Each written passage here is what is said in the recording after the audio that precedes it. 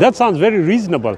But if I were to say to you that a tooth and a fairy are a result of previous information already gleaned, okay, it's not a correct example. Give me another one. Of what? Of anything that does not rely on already existing information. Okay, I mean, I don't really understand your Okay, point. you know when you said believing in a tooth fairy, we know what a tooth is. Yes. And we know what a fairy is according to the description given. Right. So you have relied on previous information to formulate that conclusion. I mean, it is just analogous in the sense that it is a phenomenon that no one can. Essentially, the belief in God, in my belief, is trying to prove a negative. Right? No one has ever proven that exists. So the onus is somehow on people such as myself to disprove a negative, and we are never asked to do that in literally any other form of Absolutely, but that is based on the entire assumption that everything that you are looking at is subjected. I'm assuming you are of some type of faith. May I ask what faith you No, belong I'm not to? I'm a Muslim. Okay. Yeah. But the issue is not that. The issue is that your entire argument is relying on a naturalistic formation. Okay. So, if I were to say to you, my argument is just simply a rejection of an argument that just does not have. Do you have evidence in favor of your view? But this is the point, though. You see, whatever evidence you are seeking has to be naturalistic. Okay, let's say let's just say for pugilistic purposes I grant that. Where is the No, is evidence? there any other evidence apart from naturalistic evidence? I don't know. I'm asking you. No, from your perspective. Because our perspective is very clear. If we are going to view the idea or the notion of a creator, then by definition and logic, it's the creator that will dictate what kind of evidence we should seek for the creator. Okay. Don't you think that's logical? I don't know why a creator would try and create the schema for a type of evidence for which the people he creates should look for and use to evaluate to see whether or not there is evidence for him. I mean, if he's a creator, it should just be abundantly clear that he exists. He should just come out and be like, hey guys, look at me, you're creator. Again, the question that you have just asked is a very question that should again be provided by the creator. Otherwise, you are working on a presumption. Okay. Do we agree with that? Sure. Okay. So the question then is this. Apart from naturalistic evidence, what kind of evidence are you seeking? What's your definition of naturalistic evidence? Aha, excellent. Are these not the questions we should be asking first before we actually assume our conclusions? Sure, yeah. Yeah, No, okay. I would say, excellent. For me, what is natural, according to the definition, is everything within the purview of the human mind. Okay. And what it can conceive of. Okay. And what it can test. Okay. Do we agree with that? Sure. Okay. So if we are going to do that, then on what basis are you seeking evidence for the existence of a creator who created all what we consider to be natural? I guess based on your definition, it would be a naturalistic basis. You give me your definition then. I don't see any reason to quarrel with yours. Oh, excellent. So do you agree with it? Do I agree with your definition as that? And the perspective of how we should try and establish the existence of a creator. Even granting all of that, you're still holding an empty sack when trying to prove from a naturalistic basis that any particular monotheism or polytheism is true, and on a canonical level. Basically, you are agreeing with me then when I said to you that, look, if you are going to want to try and establish the existence of a creator, then by definition and logic, it is the creator that will inform us how to establish the existence of a creator. That is suggesting that there is a creator. And how would we answer that? What do you mean? Well, how would we answer the question? From my perspective, we don't. That's why I have my agnostic view. 99% atheistic, you said. Right. 1% agnostic. Okay, but the issue is not that. The 99% is just my general hunch. Yeah, of course, I don't understand. claim. Yeah, of I course. don't know. Of course. That's my big philosophy in life is I don't know. I understand. But usually in every facet of life, when we consider something important for us and we don't know, we will do everything to find out, won't we? Sure. But you haven't done that with the Creator's existence. I'm not gonna lie to you. I haven't really cared that much. Exactly. But at the same time, I mean, just on a naturalistic basis, and excuse me if I'm wrong. No, not at all. Please. It's a conversation. So on a naturalistic basis, in order to try and find God or achieve the knowledge that there is a Creator, you have to do it on the Creator's terms. But that. The prerequisite for that is that there is a Creator. Absolutely. But here is the point, though.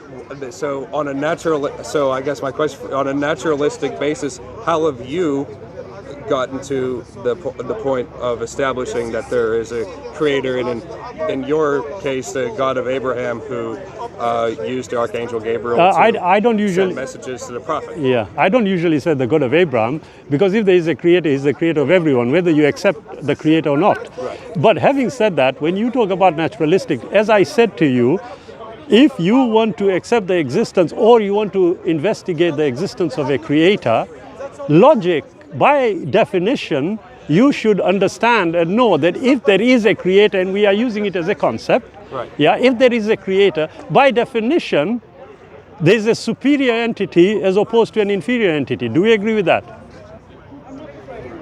Can you repeat that? Okay. If there is a Creator, right. By definition and logic, right.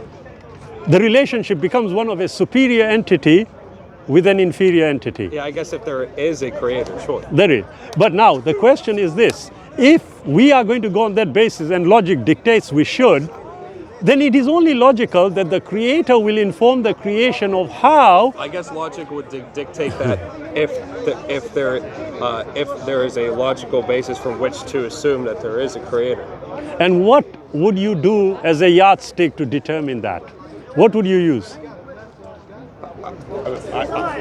Just literally ways that, I mean, in a criminal court, if somebody is charged with a crime, he would look for physical evidence to prove, say, a homicide or a rape. Yeah. You would look for DNA evidence. You would look for physical proof. So I guess I would look. I've never seen God. I've never spoken to Him. None of my five senses have ever. I've never heard Him, seen Him, tasted Him, smelled Him. And I've seen no video evidence of Him. So that's just it's. So I haven't really done the most rigorous scientific method of trying to achieve this. This is just on a general where level I have come to in my life. Yeah. Okay. Based on lack of I experience understand. in any of the five human senses. Of with course. the divine. Of course. But you know and I know that the five human senses are not the only way. Do we agree with that? The only way of what? Of establishing things. Can you give me an example? Okay, I'll tell you something. If we were to look at your example and take it forward, and I said to you subatomic particles, okay, can we see them? I guess you're right. I guess, but just I guess through scientific processes we can't, but not with the naked eye. Right, excellent. But you see, but I can't. But also, I mean, if we're equating God and subatomic particles, I can't put God in a microscope on a petri dish and find it. Not at all. You are equating. I didn't do that. Okay. But going back to what you said, just your example about a criminal offense. You see, you would know that for us to seek that necessary evidence to potentially establish a crime having been committed, there's prior information about what constitutes the crime. Right. Otherwise, you wouldn't be able to call it murder. In addition to that, there is also a burden of proof on the plaintiff to establish their claims beyond a reasonable doubt that that is true. So I guess if this were a theological or philosophical courtroom, you would be the plaintiff, would you not be? No, incorrect. You see, if you go in a court of law, using your example, and we are talking about a criminal court, whereas you shifted to what we consider to be the civil code, okay? The criminal code tells you something. You have a defendant, okay? The defendant is accused of something. Let's say murder, as you said. But first and foremost, you have to have established what defines a murder for the person to be accused of it. Right. Do we agree? Sure. Okay.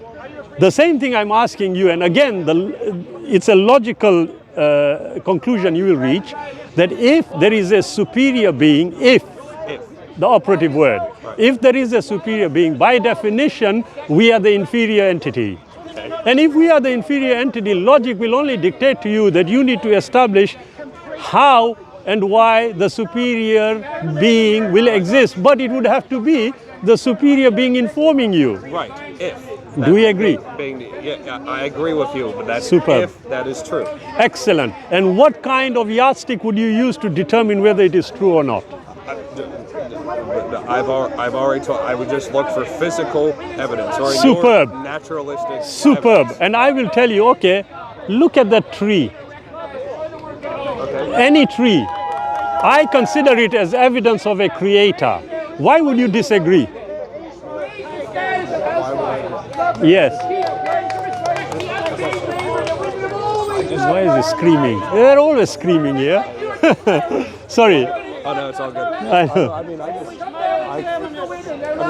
You can make any claim about the universe and say that it's because of a certain being that we hear, and then use any example of any physical phenomenon existing and go that's evidence for God. But at the end of it, I think you still have all your work ahead of you to, in a significant manner, intellectually, to definitively prove that. Not at all, Cordell. You see, you asked me what kind of evidence. I have pointed to the tree and said that's evidence for me. Now, if you are going, one second, if you are going to disagree with me, then you are going to have to tell me why you disagree with me. Bearing in mind that we have not yet established how we would establish the existence of a creator. How do you establish the existence? I just said to you, if we look at everything that is considered to be naturalistic, yes, then we have to look at everything around us and consider this. As an example, can we really say we created ourselves? No. How did we come into being? How do I believe we came into being? Belief is one thing, but the evidence may be different. Go ahead. I just think that the first 3 minutes of the universe in which the Big Bang occurred. That is my belief. Not a problem. Now, if I take what you said, and you are right, even based on the current information that we have, Cordell, you will find that when this infinite density point started expanding, we call it a big bang, but it wasn't really a bang as in a chaotic bang, okay?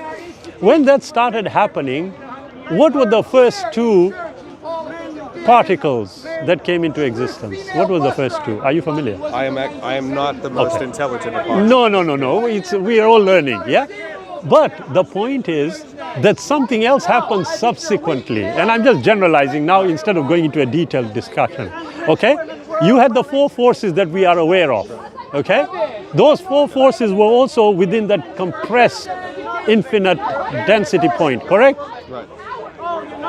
They all started coming and separating at appropriate times. Do you call that a coincidence? Probably. Okay. If we were to now take from the start there up to the current point, and we are going to see 1 million coincidences, will you still call it a coincidence? Until someone proves that they're not a coincidence on a definitive basis. I mean, I can say that I believe that Angelina Jolie is immortal.